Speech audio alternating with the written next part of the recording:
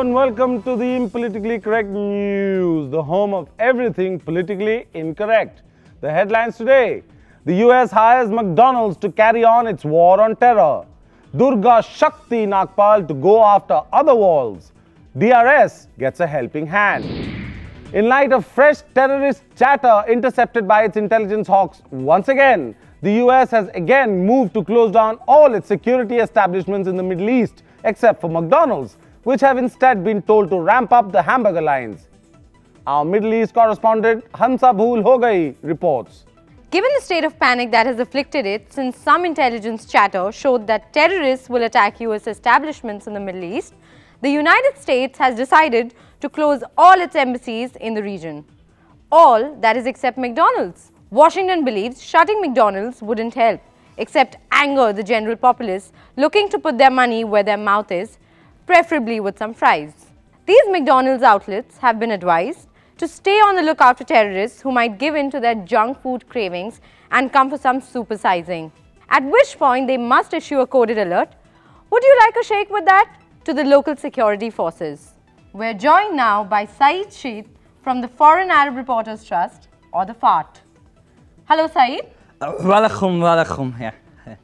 What can you tell us about the latest American moves to shut down all their installations in the area?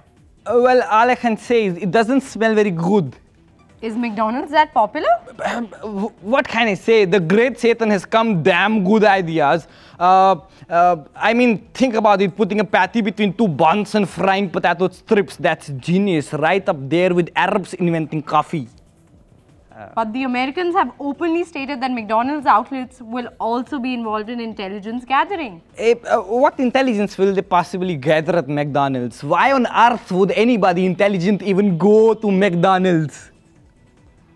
So, how soon do you think the MCs will open up again? Soon enough, I guess, for the Americans, their love of oil has usually overcome their fear of death. Can't argue there. Thank you, Saeed Sheikh from FART for clearing the air. Walaikum. Thank you. There is also serious speculation that most American officials have not really left the Middle East, but have instead put on the invisibility cloak, something which the CIA denies, just like it denied spying on the French, sleeping with Anna Chapman, and the existence of Jason Bourne. It came to light when the official memo sent out by the State Department did not state that it wanted its officials to leave, but instead just instructed them not to be seen around. And while America keeps believing that, like its former presidents and the citizens of Gotham City, Al-Qaeda is also afraid of clowns, the Big Mac chain continues to supersize itself. The Akhilesh Yadav government in UP was saved any further embarrassment on account of its decision to suspend Noida SDM Durga Nagpal when she voluntarily quit the IAS to become a full-time wall-breaking reality TV maverick. Not so good reports. If Felix Baumgartner could dive from some 40 kilometers in the sky, then Durga Shakti can break some walls, argue her backers. Her choice for the first stunt have been narrowed down to Wall Street and Great Wall of China, with Wall Street being the more popular choice, but losing out on technicalities since it's not actually a wall. Through this controversy, we have found that Durga has an amazing talent and we want to take this talent international. In India, nobody appreciates good talent, not even India's got talent. So we want to go where such talent is appreciated. Hearing this news, former National Wall Rahul Dravid has gone into a state of panic. Rahul was seen wandering around US Embassy seeking political asylum, but found out that the word asylum wasn't very welcome there. He is now reportedly trying to find where exactly Ecuador is so that he can apply for asylum there. Yes, Dravid was considered an option at first, but bringing the wall down from his high moral ground was more a soap opera concept than good reality TV. We are more concerned with giving him a good whitewash at the moment. He can rest easy. We'll only bring plastic distemper. So Durga Nagpal goes from Shakti to Shakti in her Tagore-like quest to bring down the narrow domestic walls that the world has been broken up into. Though, for the most part, most of these walls won't be built of sand, and any amount of huffing and puffing isn't likely to bring anything down. Except, maybe, her morale. Sporting news now, and because the only thing India considers a sport is cricket, cricket news now. After the succession of Ashes howlers by the umpires, the ICC is seriously considering proposals to arm the DRS with a helping hand. How? V16 tells us. The ICC has decided that the DRS, which was introduced as a helping hand for the umpires, will need a helping hand for itself. The result? An electronic arm pivoted on the ground between the umpire and the stump. The arm will be primarily to remonstrate the umpire in case of wrong decisions, with the punishments decided according to how blatant the error was.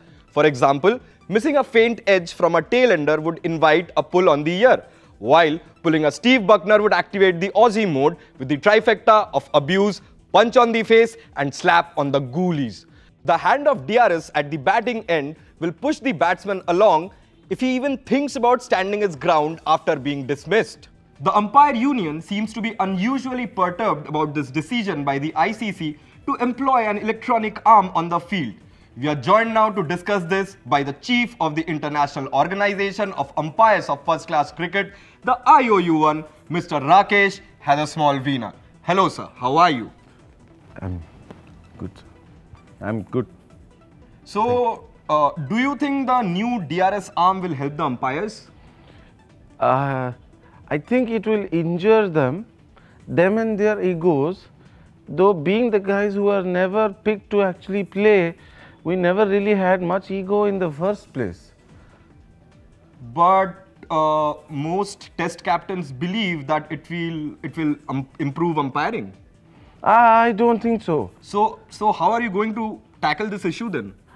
We will send a representation to the ICC. If they don't listen, we are fully prepared to launch our civil disobedience movement. So you are taking the streets? Oh no, we will take our positions at every match and then the games will truly begin. We will signal everything wrong. If you hit a 6, my finger's going up. Oh yeah, and every time you clean bowl a batsman, I'm twirling my arms over my head because it's a no ball and a free hit, motherfucker. I'm the chaos theory, bitch. Yeah, so that's basically the plan. Wow. Thank you, Mr. Hadasmall-Veena. I mean, that is it from me. Back to you in the studio. Apparently, the electronic arm has been outfitted with a new function. Whenever a bowler appeals when there is no chance someone is out, the electronic arm pulls out the middle finger and waves it under his nose. This takes the act of way too seriously. That's the over bowl for us today. If you found us interesting, I worry for your sanity. But if you want to keep going down this road of insanity and desolation, click that subscribe button. There's more news and way more beer coming along. Stick around.